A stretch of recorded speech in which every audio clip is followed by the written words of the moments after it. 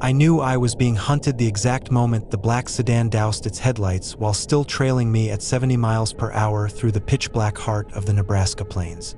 There is a specific kind of cold that settles in your chest when you realize the vast, empty space behind your trailer isn't actually empty at all, but is instead occupied by someone who wants to remain unseen while they study your every move. I gripped the steering wheel until my knuckles turned a ghostly white, staring into the side mirror and praying for a glint of chrome or a flicker of a signal. Yet there was only a void where the road should have been. Why would a driver risk a fatal collision on a two-lane highway by running completely dark in the middle of a moonless night unless their intentions were far more sinister than simple reckless driving? My mind began to race through every stop I had made since Denver, wondering if I had looked at the wrong person or if my cargo of high-end electronics had been marked by a crew that specialized in highway robberies. The rhythm of the road usually lulls me into a state of calm, but now the hum of the engine felt like a countdown clock ticking toward a confrontation I wasn't prepared for. I shifted my gaze between the road ahead and the mirrors, trying to maintain my speed while my heart hammered against my ribs like a trapped bird.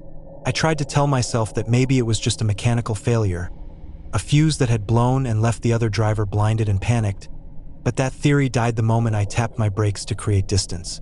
The shadow behind me mimicked my movement instantly, slowing down with surgical precision to maintain the exact same 20-foot gap between my rear bumper and their front grille. They weren't just following me. They were tethered to me, waiting for the perfect stretch of isolated asphalt where no one would hear a scream or see a struggle. As I passed a rusted sign indicating that the next service station was still 50 miles away, the weight of my isolation began to feel like a physical pressure crushing the cab of the truck. I reached for my CB radio, my fingers trembling as I keyed the mic and asked if anyone was on the channel. But the only response was a wall of static that sounded like dry leaves skittering across a grave. Was it possible they were jamming my signal? Or was I simply so deep in the dead zone of the plains that I was truly on my own? The headlights of my truck cut through the darkness, revealing nothing but endless rows of dead corn stalks that looked like skeletal fingers reaching out from the soil. I checked my GPS, watching the blue dot crawl across a void of white space, realizing that if I went off the road here, it might be days before anyone noticed the wreckage of my rig. Suddenly, the black sedan roared to life, its high beams slamming into my mirrors with such intensity that I was momentarily blinded by the searing white light. I squinted, adjusting my position in the seat, and that was when I saw it. The driver wasn't just following me anymore. They were pulling alongside the trailer. I watched in the convex mirror as the long, low shape of the car crept up my flank, moving slowly as if the person inside was inspecting the seals on my cargo doors. The car didn't have a license plate, and the windows were tinted so darkly that they looked like sheets of obsidian reflecting the moonlight. My breath hitched in my throat when the car reached the cab, and for a split second, the driver's side window rolled down just an inch. I couldn't see a face, only the pale glow of a cigarette and the silhouette of a hand resting on the door frame, holding something long and metallic that caught the light. A surge of adrenaline forced me to make a split-second decision, and I slammed my foot onto the accelerator, feeling the massive engine groan as it dumped fuel into the cylinders to find more power. The truck began to shake as the needle climbed past 80, then 85, a dangerous speed for a fully loaded trailer on these uneven backroads. The sedan didn't fall back. Instead, it began to swerve aggressively, darting toward my front tires as if trying to force me to pit maneuver myself into the ditch. I honked the air horn, a deafening blast that echoed across the empty fields, but the driver didn't flinch. Why were they doing this? If they wanted the cargo, they would have tried to stop me already, but this felt more like a cat playing with a mouse before the final kill. I saw a faint glimmer of light on the horizon, a tiny oasis of neon that marked a lonely truck stop, and I knew that was my only chance at survival. I didn't care about the tires or the transmission anymore. I pushed the rig to its absolute limit, the trailer swaying violently behind me as I took the off-ramp at a speed that nearly flipped the entire vehicle. The tires screeched in protest, leaving thick plumes of smoke in the air, but I managed to keep the rubber on the pavement.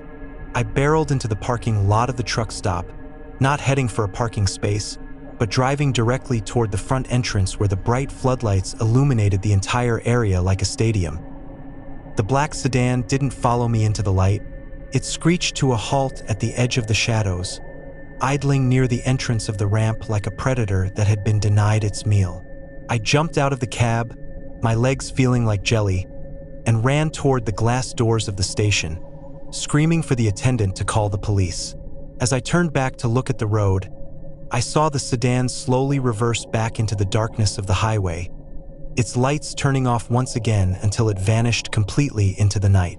When the police arrived 20 minutes later, they found nothing but 2 long streaks of burnt rubber on the asphalt where the car had been waiting. I didn't sleep that night, and I haven't driven that route since, because I know that somewhere out there, that shadow is still moving through the dark, waiting for the next set of taillights to follow. The detour sign had been hand-painted with a jagged, neon-orange arrow that pointed away from the main interstate and toward a narrow, cracked strip of asphalt that looked like it hadn't seen a maintenance crew since the late 90s. I should have known better than to trust a temporary marker in the middle of a Louisiana swamp at 2 in the morning, but the radio had been buzzing with reports of a massive multi-car pileup ahead, and I was already running 6 hours behind my delivery window. As I steered my 18-wheeler onto the secondary road, the towering cypress trees seemed to lean in from both sides, their Spanish moss hanging down like rotting curtains that blocked out what little moonlight was left in the sky. The road grew narrower with every mile, the shoulder disappearing into murky black water that reflected the yellow glow of my fog lights in a way that made the entire world feel unstable and liquid. I was checking my mirrors for a place to turn around when I saw the silhouette of a way station appearing through the mist like a ghost ship rising from the depths. It wasn't one of the modern, brightly lit facilities with digital scales and friendly officers. This was a relic of the past, a concrete bunker surrounded by rusted chain-link fences and overgrown weeds that rattled in the humid breeze. A single, flickering spotlight illuminated a sign that read, "All commercial vehicles must exit." And despite the fact that the building looked abandoned, the heavy steel gates at the entrance were wide open. I slowed to a crawl, my air brakes hissing in the silence, feeling a deep, instinctual sense of dread that told me I was driving directly into a mouth that was waiting to snap shut. The moment my rear tires cleared the entrance, the heavy iron gates behind me swung shut with a deafening metallic clang that echoed across the swamp like a gunshot. My heart leaped into my throat, and I immediately slammed the truck into reverse.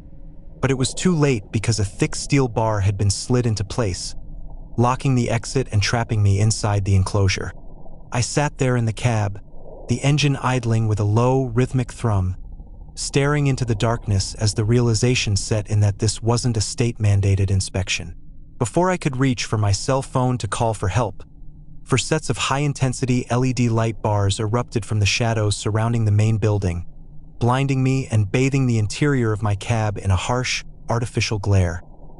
Through the blinding light, I could see the dark shapes of 4 unmarked black SUVs moving into position, boxing my truck in from every angle so that I couldn't move forward or backward without causing a massive collision. I reached for the heavy iron tire iron I kept under my seat, my palms sweating so much that I could barely maintain a grip on the cold metal. Who were these people, and how had they known exactly which detour I would take to lead me into this graveyard of a way station? A voice crackled over an external loudspeaker, a cold and synthesized tone that lacked any human emotion, commanding me to exit the vehicle with my hands visible and to leave the keys in the ignition. They weren't asking for my manifest or my license. They were talking to me like I was a prisoner of war being processed for interrogation. I watched as the doors of the SUVs opened in perfect unison, and men dressed in tactical gear and balaclavas stepped out, their movements coordinated and disciplined like a professional hit squad. They didn't carry traditional police badges, and their uniforms were completely devoid of any identifying marks, which made the situation feel even more terrifyingly unofficial. I realized then that if I stepped out of that cab, I would likely never be seen again, and my truck would be stripped and dumped in the swamp before the sun even crested the horizon. I had to find a way out, but I was surrounded by tons of steel and at least a dozen armed men who were closing the distance with terrifying speed. I noticed that the concrete scale I was parked on was slightly elevated, and just beyond the far fence was a steep embankment that led back down toward the main road.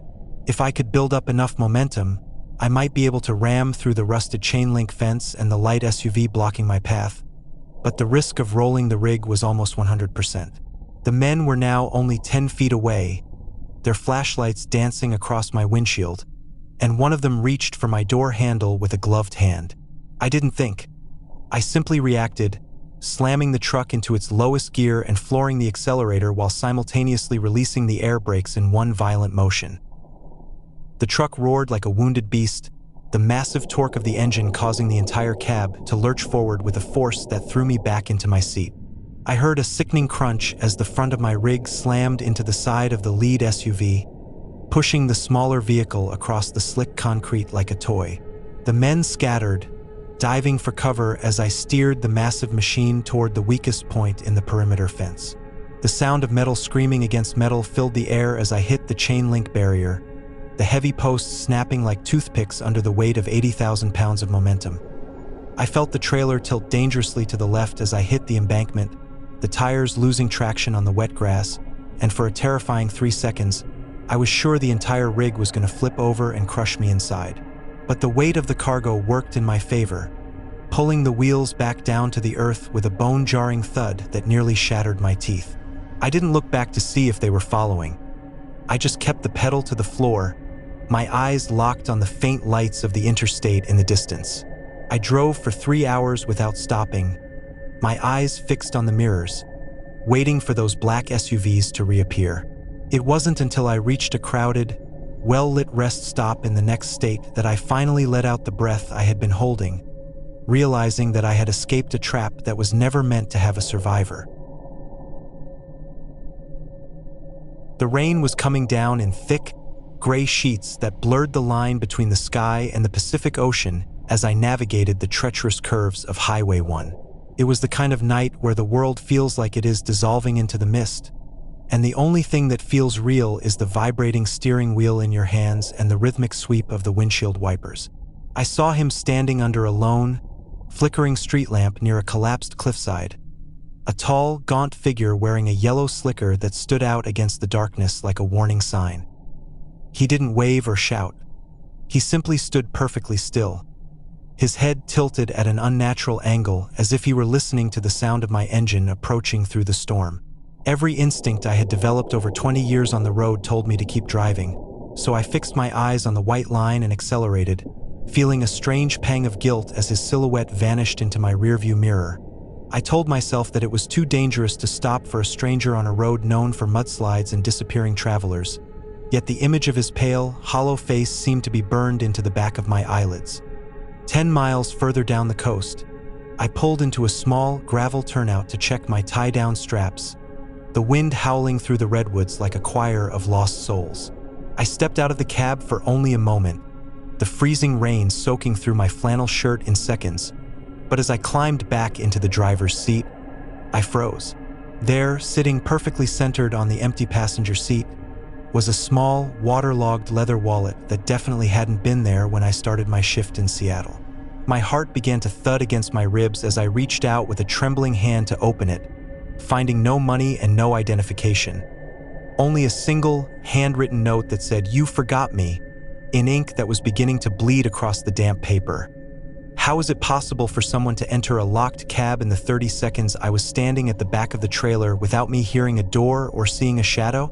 I scanned the dark woods surrounding the truck, my flashlight beam cutting through the rain but finding nothing but ancient trees and shifting shadows. I threw the wallet out the window, locked the doors with a frantic click, and slammed the truck into gear, wanting nothing more than to reach the bright lights of the San Francisco docks. The silence inside the cab now felt heavy and suffocating, as if the air itself had become thick with the scent of sea salt and old, wet leather. I turned the radio up to drown out the sound of my own ragged breathing, but every time I glanced at the passenger seat, I expected to see that yellow slicker sitting there, waiting for a ride I had already refused to give. An hour later, as I was climbing a steep grade, I noticed a rhythmic scratching sound coming from the sleeper berth behind my head, a slow, deliberate scraping of fingernails against the vinyl upholstery. I nearly swerved off the road, my eyes darting to the mirror that showed the darkened interior of the back cabin. But it was too dark to see anything clearly. Was someone hiding back there? Or was the stress of the storm finally causing my mind to fracture under the pressure of the isolation? I reached back and flipped the interior light switch, but the bulb flickered once and died, leaving the sleeper berth in a deep, impenetrable gloom that seemed to pulse with a life of its own. I couldn't stop the truck now, not on a narrow grade with no shoulder, so I was forced to keep driving while something shifted and groaned just inches behind my neck. The scratching stopped, replaced by a cold, wet sensation on the back of my neck, as if a damp hand was resting against the headrest of my seat.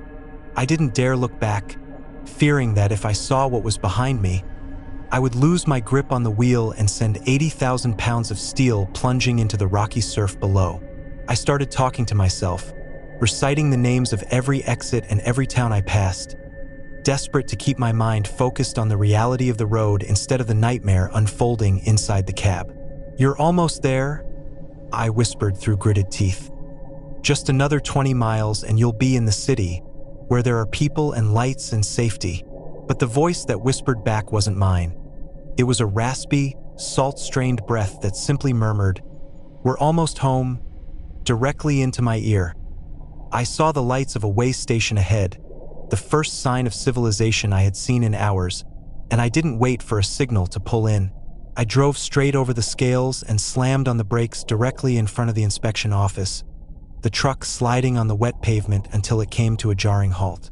I threw myself out of the driver's side door, falling onto the hard concrete and scrambling toward the startled officers who were coming out to see what the commotion was about. I pointed back at the cab, gasping for air and trying to explain that someone was in the sleeper berth, that someone had been stalking me through the storm for 100 miles. 2 officers approached the truck with their weapons drawn, their heavy flashlights illuminating every corner of the interior as I watched from a distance, my body shaking with a violent, uncontrollable chill. They searched the entire cab, from the footwells to the deepest corners of the sleeper berth, but they found absolutely no one inside the vehicle. The doors had been locked from the inside, and there was no way anyone could have exited the truck while it was moving or after I had stopped without being seen by the cameras. However, as the lead officer climbed out of the cab, he looked at me with a confused and unsettled expression, holding up a small object he had found tucked under my pillow. It was the same waterlogged leather wallet I had thrown out the window 50 miles back, but this time, when he opened it, there was a new note inside that simply read, "Thanks for the lift." I never went back to that truck, and I never drove the coast again because I realized that some debts are paid in ways that the law can't explain and that the road never forgets.